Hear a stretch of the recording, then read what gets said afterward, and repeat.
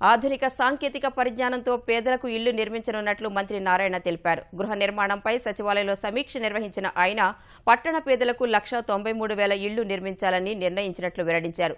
G+3 విధానంలో share wall సాంకేతికతతో ఇళ్ల నిర్మాణాలు ఉంటాయని మంత్రి వివరించారు. 1,93,000 హౌసెస్ని అర్బన్ ఏరియాలను, 2 లక్షల హౌసెస్ని రూరల్ ఏరియాలను, ఎకనామికలీ వీకర్ సెక్షన్స్కి కట్టడానికి ప్రభుత్వం శాంక్షన్ చేసింది. అందులో రూరల్ ఏరియా అయితే ఎవరికి వాళ్ళు కట్టుకునేటట్టుగా, అర్బన్ ఏరియాలోకి వచ్చేందుకు 2 మోడల్స్ పెట్టారు. సైట్స్ ఉండేవాళ్ళు కట్టుకుంటే 2.5 లాక్ ఇచ్చేటట్టుగాను, సైట్స్ లేని వాళ్ళకి హౌస్లెస్ పూర్కి ప్రభుత్వ స్థలాల్లోనే హౌసెస్ కట్టించేటట్టుగా. అయితే వాళ్ళకి state government 1.5, central government 1.5, 3 lakh subsidy ఇచ్చేటట్టుగా ప్రభుత్వం నిర్ణయించడం.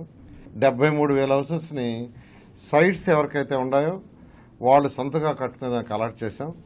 1,20,000 హౌసెస్ని G+3 మోడల్లో కట్టడానికి నిర్ణయించి టెండర్లు పిలవటం జరిగింది.